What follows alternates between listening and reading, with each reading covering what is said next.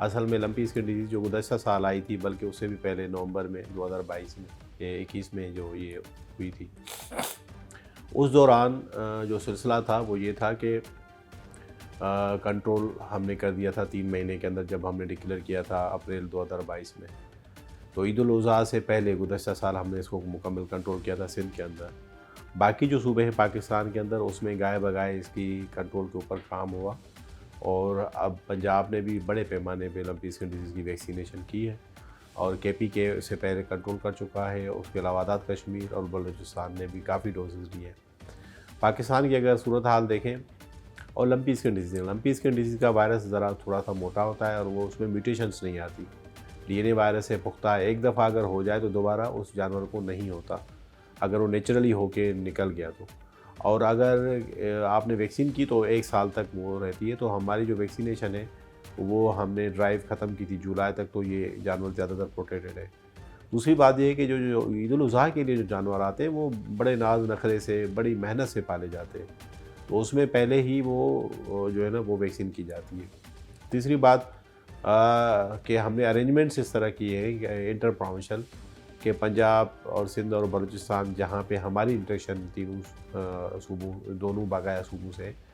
तो हमने वहाँ पे इंटरेक्शन ये की हुई है कि हमने ये इंश्योर किया हुआ है डीजी लाइव स्टॉक हम आपस में मिलके, ताकि जो भी जानवर ईद उल अज़हा का आ जाता है कराची में या बाकी जो हमारी मंडियाँ हैं सिंध के अंदर, तो वो वैक्सीनेटेड हो। तो इस सिलसिले में हमने जो है ना वो काफ़ी इंतजाम कर रखे हैं। हाँ, जहाँ तक जानवरों की वैक्सीनेशन का रेशो की है, तो मैं समझता हूँ तकरीबन 100% जानवर जो है ना वो वैक्सीनेटेड हैं पहले। वैक्सीन को, टीके को हमें समझना चाहिए कि जब वो मंडी है तो उसके अंदर टीका ज़रूरी नहीं है हम करें। रीज़न उसका ये है कि जब भी आप टीका करते हैं वो तहफ़्फ़ुज़ के लिए होता है, तो कम से कम 15-20 दिन पहले किया जाता है किसी बीमारी आने या खदशे से। तो जितने भी जानवर आ रहे हैं, तो हमने बॉर्डर्स लेवल पे जहाँ पे भी हैं, या इंटर डिस्ट्रिक्ट लेवल पे जहाँ से जानवर निकल रहे हैं, हमारा अमला 24 घंटे वहाँ पे शिफ्टों में तैयार है। तो वो क्या करते हैं, वो चेक करते हैं कि वाकई वो जानवर वैक्सीनेटेड है या नहीं मंडी में जो जा रहा है, और मंडी में दोबारा वो चेक हो रहा है,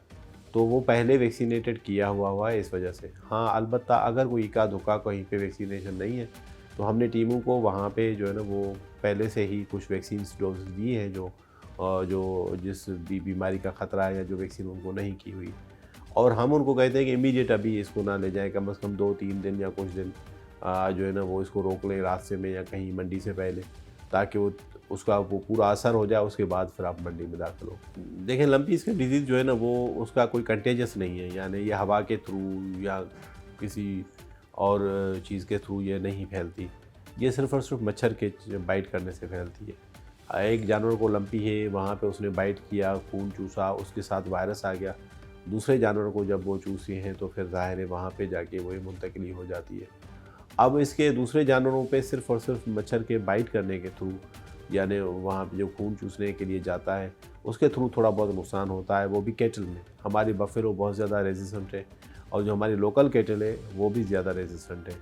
और उसमें हमने देखा है कि जल्दी रिकवरी आ जाती है। बाकी ये इंसान के लिए कोई कहीं पे भी ये मुद्रे सेहत नहीं है, ये कंटाजियस नहीं है, और उसके अलावा ज़ोनोटिक भी नहीं है, कि यानी ये जानवरों से इंसानों में मुंतकिली इसकी मुमकिन नहीं है। और हमने देखा ना सिर्फ यहाँ पे, लेकिन इस बीमारी को तकरीबन 100 साल हुए हैं किसी और जगहों पे। शुरुआत अफ्रीका से हुई थी, फिर ईस्टर्न यूरोप में चली गई, रशिया में, इंडिया में, एशिया में, अब जगह पे कहीं पे भी ये हमें शवाहिद नहीं मिले कि ये एक दफ़ा भी कहीं जानवरों से निकल के इंसानों को लगी है। जहाँ तक गोश्त की बात है, तो अगर गोश्त को प्रॉपर जो है ना वो किया जाता है बॉयल, तो ये लंपी स्किन की कोई भी असरात वहाँ पे नहीं रहते, वैसे भी इंसानों को नहीं लगती, तो इस वजह से। बाकी जो ईद उल अज़हा में जानवर आता है, तो उसमें तो ये कहीं पे भी ये मुमकिन ही नहीं है कि किसी जानवर के ऊपर फोड़ा हो, नुक्स हो, और फिर आप ख़रीद के ले आएँ, ये तो मुमकिन नहीं है। तो इस वजह से ईद का जो जानवर है वो बहुत अच्छा, सेहतमंद और नाद नखरे से, जिस तरह हम कहते हैं कि वो पाला जाता है, तो इस वजह से वो बहुत बेहतर होता है, और वो काफ़ी बीमारियों से होता है। और कोई भी जो फार्मर है वो मुतम्मिल नहीं हो सकता कि छोटी मोटी गलती की वजह से वो उसका जो है ना वो इतना कीमती जो है जानवर, जिसको उसने प्यार से पाला हुआ है ईद उल अज़हा को टारगेट करते हुए, वो ज़ाया जाए। तो इस वजह से उसमें बहुत ज़्यादा ध्यान दिया जाता है, बहुत ज़्यादा मेहनत इसमें फार्मर्स की है, जो कमर्शियल फार्मिंग करते हैं या जो ब्रीडर्स हैं उनकी तरफ से, और ना सिर्फ सिंध की हद तक, लेकिन बाकी जो सूबे हैं उसमें भी प्रॉपर कराची मंडी को टारगेट करके काफ़ी जगहों पे ईद उल अज़हा के लिए तैयारी की जाती है। पर जहाँ तक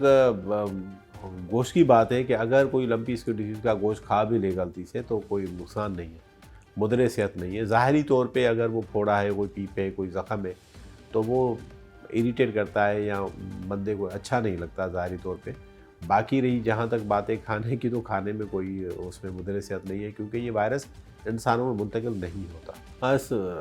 हमारी तरफ से यही है कि एक आम आदमी के लिए ये आगाही बहुत ज़रूरी होती है कि आप सेहतमंद जानवर कैसे खरीदें। एक तो है ज़ाहरी अलामात, क्योंकि हमारा ये मज़हबी फ़रीदा है, उसमें भी हम देखते हैं कि उसमें कोई नुक्स ना हो, लेकिन वो तो ज़ाहरी तौर पे हम सब देख के फिर ही लेते हैं। लेकिन जो इसके अलावा जो ज़ाहरी दूसरी अलामत है वो ये है कि उसका जो कोट है, यानी उसका ये जो बॉडी के ऊपर चमड़ा या हेयर्स है, वो उसमें शाइनिंग होनी चाहिए, वो साफ़ सुथरे होनी चाहिए। अगर शाइनिंग नहीं होगी, डल होगा, तो फिर यानी उसके अंदर पेट में कीड़े हो सकते हैं। दूसरी बात यह है कि जब आप लेते हैं तो उसके जो बाल हैं उसके ऊपर, अगर आप उनको थोड़ा सा खींचेंगे तो अगर बहुत आसानी से वो गिर जाते हैं या निकल आते हैं, तो यानी उसका मकसद है कि उसमें पेट के कीड़े हैं या जो जिगर है उसमें कीड़े हैं, तो अंदरूनी कीड़ों का। तो ये हम दो चकास में आम आदमी के लिए कह सकता हूँ कि हैं कि वो ज़ाहरी तौर पे जो जिस्म है उसमें ग्लो होना चाहिए, वो जो उसमें चमक होनी चाहिए, उसमें वो मस्ती होनी चाहिए। और दूसरी बात ये है कि बाल जो है ना वो हल्के से यानी खींचने से वो नहीं निकलने चाहिए। अगर निकलते तो उसका मकसद है उसके पेट में कीड़े हैं और हमें। और ज़ाहरी तौर पे अगर आप देखेंगे, अगर वो वहाँ पे डंग करता है या फीसेस बाहर निकालता है, तो डंग वो जो है ना वो डायरिया वायरिया इतनी ज़्यादा ना हो, तो डायरिया भी एक इंडिकेशन होती है कि आपके अंदर कोई ना कोई बीमारी चल रही है, जो आप घर ले आएंगे तो शायद उसके बाद इंसानों को तो बीमारी नहीं लगेगी, लेकिन शायद जानवर उस तरह सेहतमंद और सर्वाइव नहीं कर पाएगा।